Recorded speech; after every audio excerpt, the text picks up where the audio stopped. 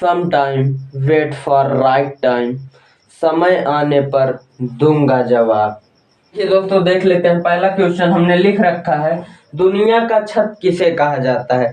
जैसे आपके घर का छत होगा वैसे दुनिया का छत है, तो दुनिया का छत किसे कहा जाता है, तो पामीर का पठार। आंसर होगा इसका पामीर का पठार, पामीर का पठार, पामीर का पठार। दुनिया का छत किसे कहा जाता है, पामीर का पठार।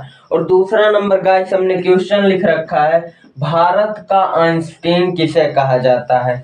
भारत का आइंस्टीन किसे कहा जाता है, तो नागार्जुन को। किसको, नागार्जुन, नागार्जुन को कहा जाता है। ठीक है दोस्तों, भारत का आइंस्टीन किसे कहा जाता है, नागार्जुन को कहा जाता है।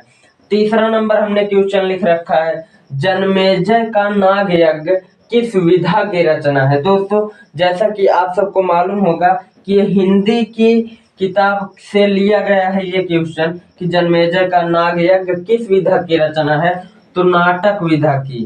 किसकी, नाटक विधा की रचना है। ये किसने लिखा था, ये नाग यज्ञ जन्मेजय ने लिखा था। ठीक है। और फ्रांस का शहर बोर्दो किस लिए प्रसिद्ध है। दोस्तों ये question very very important, IMP कर लीजिएगा, क्योंकि ये जो क्वेश्चन है इस बार 2024 में आईएएस एग्जाम में पूछा गया था, और जरूरी है ये क्वेश्चन याद करना, क्योंकि ये जरूर दोबारा 2025 में पूछा जाएगा। इसलिए दोस्तों फ्रांस का शहर बोर्दो किस लिए प्रसिद्ध है, तो शराब के लिए। किसके लिए, शराब। अधिकतर शराब जो बनती है दोस्तों वो फ्रांस के शहर बोर्दो से बनती है, फ्रांस के शहर बोर्दो से। ये देसी पौवा नहीं, इंग्लिश वाली। ठीक है, देखिए फ्रांस का शहर बोर्दो किस लिए प्रसिद्ध है, तो शराब के लिए प्रसिद्ध है। जैसे कि दोस्तों देखिए हम देख लेते हैं, पांचवा क्वेश्चन हमारा है, चंद्र ग्रहण लगने को क्या कहते हैं। चंद्र ग्रहण लगने को क्या कहते हैं, तो सिजगी। क्या कहते हैं दोस्तों, सिजगी। चंद्र ग्रहण लगने की स्थिति को क्या कहते हैं, सिजगी कहते हैं। ठीक है दोस्तों, देखिए छठवां नंबर, शेम्पेन जनजाति भारत में कहाँ पाई जाती है। शेम्पेन जनजाति भारत में कहाँ पाई जाती है, तो दोस्तों अंडमान निकोबार में। कहाँ पर, अंडमान निकोबार, अंडमान निकोबार में पाई जाती है दोस्तों शेम्पेन जनजाति। भारत में सिर्फ एक ही जगह पर शेम्पेन जनजाति पाई जाती है, वो भी अंडमान निकोबार में। ठीक है दोस्तों। सातवां नंबर दोस्तों, लेकिन एक बात याद रखिएगा कि ये जो सब क्वेश्चन है ये सब आईएमपी है, सब इम्पोर्टेंट क्वेश्चन है, जो 2025 में किसी न किसी कॉम्पिटिटिव एग्जाम में जरूर पूछे जाएंगे। इसलिए इसका नोट्स बना के एकदम अच्छे से याद कर लीजिएगा दोस्तों। हमारा क्वेश्चन है, सौरमंडल का जनक किसे कहा जाता है। सौरमंडल का जनक किसे कहा जाता है, तो निहारिका। किसे, निहारिका। सौरमंडल का जनक किसे कहा जाता है, निहारिका। और पिंड का अंधकारमय हो जाना क्या कहलाता है। पिंड का, मान लीजिए कोई पिंड है वो अंधकारमय हो गया, मतलब उसपे अंधेरा छा गया, पिंड का अंधकारमय हो जाना क्या कहलाता है, तो ग्रहण कहलाता है। क्या कहलाता है दोस्तों, ग्रहण। पिंड अगर अंधकारमय हो गया, अगर पिंड पे अंधेरा छा गया तो वो ग्रहण कहलाता है। जैसे चंद्रमा पे जब अंधेरा छाता है तो चंद्र ग्रहण, और सूर्य पे जब अंधेरा छाता है तो सूर्य ग्रहण लगता है।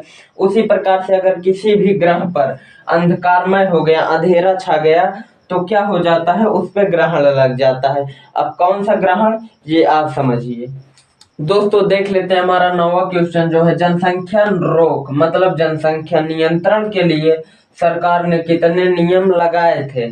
ठीक है, देखिए पहला जो है रोधिका विधि द्वारा रोक लगाया गया था। किसके, रोधिका विधि।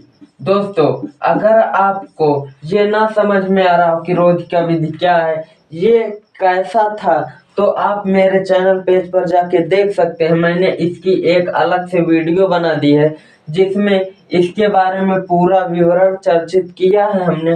तो आप मेरे चैनल पेज पर जाके देख सकते हैं, ठीक है। और दूसरा नंबर जो है, रासायनिक विधि द्वारा रोक लगाया गया था, मतलब दवा वगैरह रासायनिक विधि द्वारा रोक लगाया गया था। और तो तीसरा जो है, शल्य क्रिया विधि द्वारा रोक लगाया गया था, शल्य क्रिया विधि द्वारा, ठीक है दोस्तों। हमारा ये 9वां क्वेश्चन का भी आंसर मिल गया।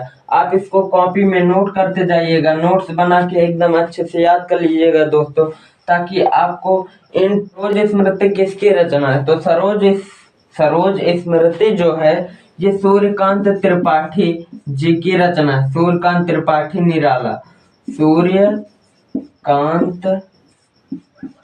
त्रिपाठी निराला।